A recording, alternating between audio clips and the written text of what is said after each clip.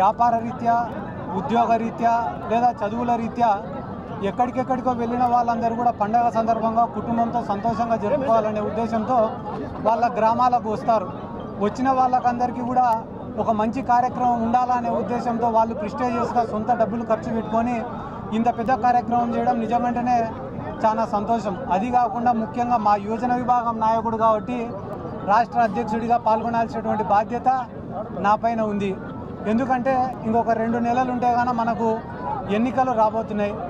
ఈ 2 నెలల్లో జగన్మోహన్ రెడ్డి గారు చేసిన మంచి కార్యక్రమాల గురించి ప్రజలకు తెలియజేయాల్సినటువంటి అవసరం ఉంది. అదే రకంగా రాష్ట్రానికి, రాష్ట్ర ప్రజలకు చంద్రబాబు నాయుడు చేసినటువంటి మోసాలను గుర్తు చేయాల్సినటువంటి అవసరం ఉంది.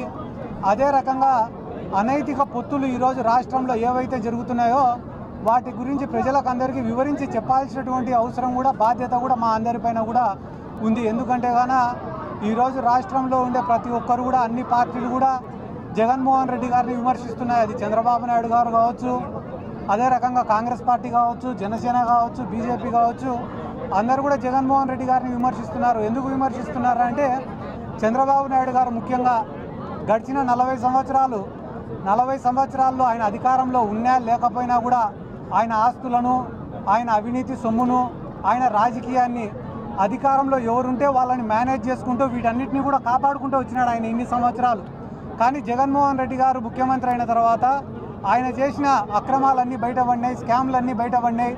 కుప్పంలో పరిస్థితి కూడా ఈరోజు చేయి దాటిపోయే సిచ్యువేషన్ ఉంది. కాబట్టి వీటన్నిటి నుంచి బయటపడేదానికి ఆయన రోజు కూడా జగన్మోహన్ రెడ్డి గారిని విమర్శిస్తున్నారు. అదే రకంగా ఇంకొక పక్కన పవన్ కళ్యాణ్ని చూస్తే, ఆ పవన్ కళ్యాణ్ అనే వ్యక్తి జగన్మోహన్ రెడ్డి గారి కన్నా వయసులో పెద్దోడు.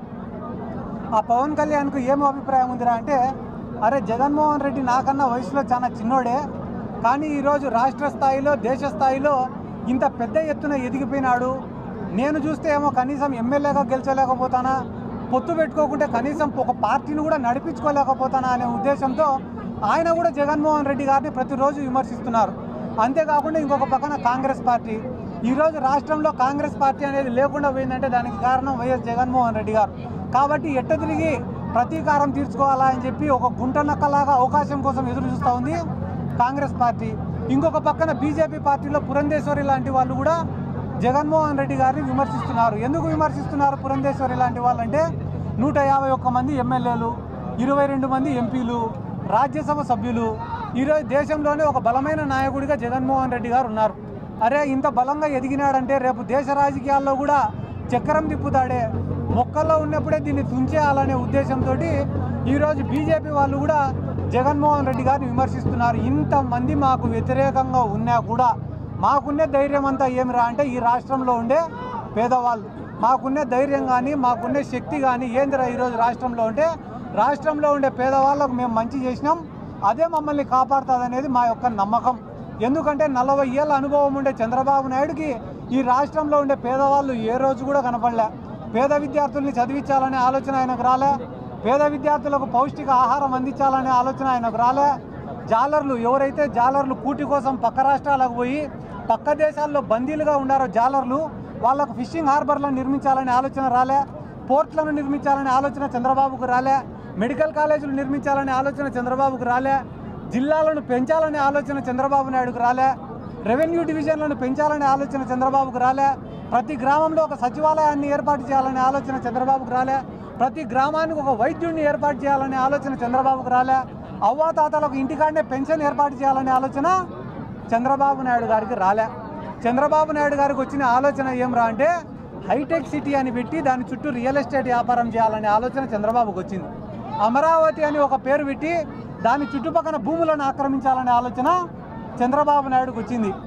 అమరావతి ప్రాంతంలో అసైన్డ్ భూములను కొట్టేసింది చంద్రబాబు నాయుడు అయితే, అదే అసైన్మెంట్ భూములు పొందిన రైతులకు యాజమాన్యం ఇవ్వాలనే ఆలోచన వచ్చింది, యాజమాన్య హక్కులు ఇవ్వాలనే ఆలోచన వచ్చింది వైఎస్ జగన్మోహన్ రెడ్డి గారికి. కాబట్టి ఇన్ని మోసాలు చేసిన చంద్రబాబు నాయుడు గారు ఈరోజు కొత్తగా ఏం నినాదం ఎత్తుకున్నాడు రాష్ట్రంలో అంటే, బాబు గ్యారంటీ, అదేంటి బాబు షూరిటీ భవిష్యత్తుకు గ్యారంటీ అంట. ఆయనకు 4 షూరిటీలు ఇస్తే తప్ప రాజమండ్రి జైలు నుంచి బయటికి రాలే, కానీ ఆయన షూరిటీ భవిష్యత్తు గ్యారంటీ అని చెప్పి ఇటువంటి ప్రగల్భాలు పలుకుతున్నాడు. ఎందుకంటే ఎన్నికలు దగ్గరకు వచ్చినాయి, ఎన్నికలు దగ్గరకు వచ్చినాక ఇంకా కులాలను అడ్డం పెట్టుకుంటున్నారు. నారా లోకేష్ అనేటోడు ఏం చేసినాడంటే ఈ అనంతపురం జిల్లాకు వచ్చి కూడా రెడ్డి సోదరులారా మీకేం చేసినాడు జగన్మోహన్ రెడ్డి అని మాట్లాడతాడు. అదే పవన్ కళ్యాణ్ ఆంధ్ర ప్రాంతానికి పోయి మొత్తం రెడ్లకే చేస్తాడు జగన్మోహన్ రెడ్డి అని మాట్లాడతాడు. ఈ మధ్యన కొంతమంది ప్రెస్ మీట్లు పెట్టడం కూడా చూసినా నేను. రెడ్డి సోదరులారా మీకు అందరికీ జగన్మోహన్ రెడ్డి అన్యాయం చేసినాడు అని చెప్పి. నిజమే, రెడ్లకు అన్యాయం జరిగిన మాట వాస్తవమే. ఆ రెడ్లు ఎవర్రా అంటే గౌరు వెంకటరెడ్డి, బైరెడ్డి రాజశేఖర్ రెడ్డి, జేసీ దివాకర్ రెడ్డి, కోట్ల సూర్యప్రకాష్ రెడ్డి, వీళ్ళకందరికీ అన్యాయం జరిగింది. ఎందుకంటే వీళ్ళందరూ కూడా ఈరోజు వీళ్ళ రాజకీయ జీవితం సమాప్తం అయిపోయింది కాబట్టి. కానీ రెడ్లు అంటే వీళ్ళు కాదు, ఎకరం భూమి లేనటువంటి రెడ్లు, వ్యవసాయం తప్ప వేరే జీవితం తెలియనటువంటి రెడ్లు, ఈ రిజర్వేషన్ల కారణంగా ఉద్యోగాలు రాక ఇక్కడ బతకలేక పోయి ఆర్మీలో చేరినటువంటి రెడ్లు కొన్ని వందల కుటుంబాలు ఉన్నాయి. అటువంటి కుటుంబాలు కూడా బిలో పావర్టీ లైన్లో ఉండే కుటుంబాలు కూడా ఈరోజు వైఎస్ఆర్ కాంగ్రెస్ పార్టీ వచ్చిన తర్వాత సంక్షేమ రూపకంగానో, ఇళ్ల పట్టాల రూపకంగానో, హౌసింగ్ రూపకంగానో ఏదో ఒక రకంగా లబ్ధి పొందినటివే ఉండే తప్ప అన్యాయం అయిపోయినట్టు లేవు.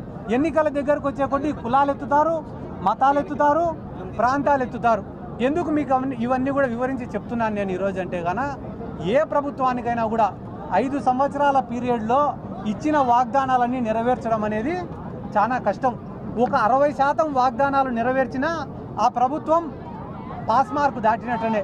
కానీ ఈరోజు జగన్మోహన్ రెడ్డి గారి ప్రభుత్వం దాదాపుగా 95% పైగా వాగ్దానాలను నెరవేర్చింది. అంటే ఇటువంటి ప్రభుత్వం, అది కూడా మాకు ఇచ్చింది 5 ఏళ్ల పీరియడ్ కాదు, కేవలం 3.5 సంవత్సరాల నుంచి 4 ఏళ్ళే. మిగిలిన సంవత్సరంన్నర కోవిడ్కు పోయింది, ఆర్థిక వ్యవస్థ కుప్పకూలింది.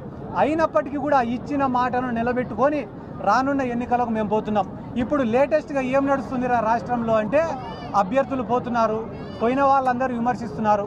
ఇప్పుడు ఒక స్కూల్ ఉంటుందన్న, ఆ స్కూల్లో స్టేట్ సిలబస్ చెప్తా అంటారు. నువ్వు ఆ స్కూల్లో చేరినప్పుడు స్టేట్ సిలబస్ చదవాలి తప్ప సెంట్రల్ సిలబస్ చదువుతా అంటే ఎంతవరకు న్యాయం అది?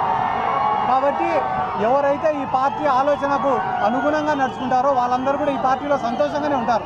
ఎవరైతే డబ్బులు సంపాదించుకోవాలనుకుంటారో, తెలుగుదేశం పార్టీ లాగా నీరు చెట్టు కార్యక్రమాలు చేయాలనుకుంటారో వాళ్ళు ఈ పార్టీలో ఉండలేరని చెప్పి ఈ సందర్భంగా నేను తెలియజేసుకుంటూ, జగన్మోహన్ రెడ్డి గారు ఇచ్చిన సంక్షేమ పథకాలు, చేసినటువంటి అభివృద్ధి, తెచ్చిన పెట్టుబడులను చూసి ఈ రాష్ట్ర ప్రజలు రానున్న ఎన్నికల్లో ఖచ్చితంగా వై నాట్ 175 అనే నినాదానికే కట్టుబడి ముందుకు పోతామని చెప్పి ఈ సందర్భంగా తెలియజేసుకుంటూ